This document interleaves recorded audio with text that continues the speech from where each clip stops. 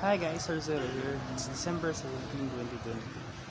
It's the third night of Gabi.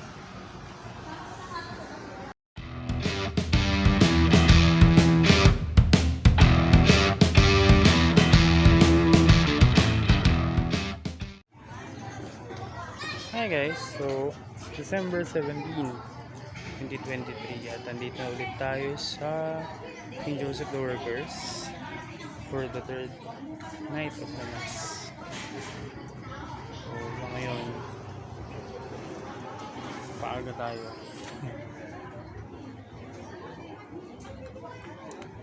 Update ko kayo guys sa pag nagsimula ng Mass. So yeah.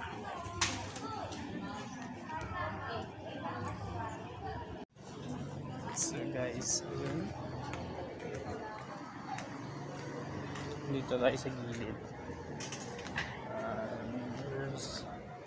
We're finding some spot na tayo pwedeng mag-video. Pero although wala talaga akong makitang spot, hindi ako pwedeng nakabuo na takbo.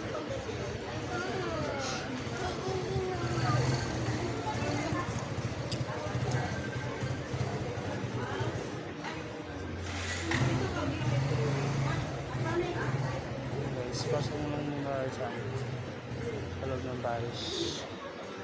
At maghanap ako ng pwedeng gusto. Bumulog sa iyo upang kami ay ilapit at ipanalangin sa iyong anak na si Jesus. Tulad mo, kami nawa ay matipon at maging masunuri sa kalooban ng Diyos. Tulungan kaming laging pakinggan at isabuhay ang mga turo ng iyong anak na si Jesus. Samahan mo kami gumawa ng mabuti para sa aming kapwa, alang-alang sa pag-ibig ng Diyos. San Jose, aming pinakasig, kami sampu ng aming mga pamilya, ay iyong ampunin sa iyong makaamang pagmamahal. Bawat isang kasapi ng aming pamilya ay turuan mong magpahalaga sa Diyos at sa isa't isa. Amen. San Jose Manggagawa, Ipanalangin mo kami. San Jose Manggagawa, Ipanalangin mo kami. San Jose Manggagawa, Ipanalangin mo kami. sa ngalan ng Ama, ng Anak at ng Espiritu Santo. Amen. Inirang si San Jose, ating mahal na patron, bilang ama ni Jesus dito sa mundo, sa pamagitan ng pagkapahayag ng anghel sa panaginip, siya ang magiging tagapangalaga ng banal na mag-anak. Matapos niyang tanggapin ang mensahe mula sa anghel, tinupad ni Jose ang kalooban ng Diyos na kalingain si Maria at ang dakilang sanggol. Ating hangaan ng pagiging bukas at masunuri ni Jose, manalangin tayong matulad sa Kanya upang atin ding matupad ang kalooban ng Diyos sa ating buhay. Mga minamahal kong kapatid kay Kristo, aminin natin ang ating mga naging pagkukulang, lalo na sa kapamilya. Pagkukulang man sa iyong asawa at mga anak, sa iyong mga apo, lalong-lalo na sa Panginoong Diyos. Sabay-sabay tayo, inaamin ko sa makapangyarihang Diyos. Mga kapatid, na aking nagkasala sa isip, sa salita at sa gawa, at sa aking pagkukulang. Kaya sinasamo ko sa mahal na Birhen Maria, sa lahat ng mga anghel at mga banal, at sa inyo mga kapatid, na ako'y ipanalangin sa Panginoong aking Diyos. Suminyo rin. Ang mabuting balita ng Panginoon ayon kay San Juan. Papuri sa iyo, Panginoon.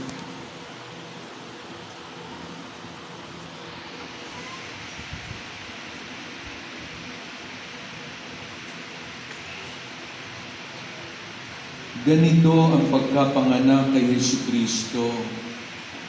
Si Maria na kanyang ina at si Jose na nakatakda ng pakasal. Ngunit bago sila nakasal, si Maria ay natagpuang nagdadalang tao. Ito'y sa pamagitan ng Espiritu Santo. isang taong matuwid. Itong si Jose na kanyang magiging asawa, ngunit ayaw niyang mapahiya si Maria, kaya ipinasya niya na ito'y hiwalayan ng lihim. Samantalang iniisip ni Jose ito, napakita sa kanya sa panaginip ang isang anghel ng Panginoon. Sabi nito sa kanya, Jose, anak ni David, huwag ka matakot na tuluyang pakasalan si Maria sapagkat siya'y naglihi sa pamamagitan ng Espiritu Santo. Manganganak siya ng isang lalaki at ito'y pangangalanan mong Jesus sapagkat siya ang magliligtas sa kanyang bayan sa kanilang mga kasalanan. Nangyari ang lahat ng ito upang matupad ang sinabi ng Panginoon sa pamamagitan ng propeta, maglilihi ang isang dalaga at manganganak ng isang lalaki at tatawagin itong Emmanuel. Ang kahulugay, kasama natin ang Diyos. Nang magising si Jose, sinunod niya ang utos ng anghel ng Panginoon. Pinakasalan niya si Maria. Ngunit hindi kinalaw ni Jose si Maria hanggang sa maipanganak nito ang isang sanggol na lalaki na pinangalanan niyang Jesus.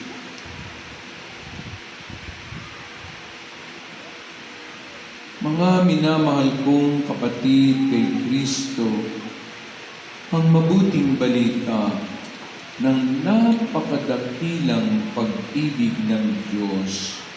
Pinupuri ka namin, Panginoong Jesucristo. Kanyang pinagtunay sa kapangyarihan ng Espiritu Banal. Ang pagdating niya'y inilangad ni San Juan Bautista sa kanyang pagbibinyag. Ngayon pinaghahandaan namin ang maligayang araw ng kanyang pagsilang. Amen.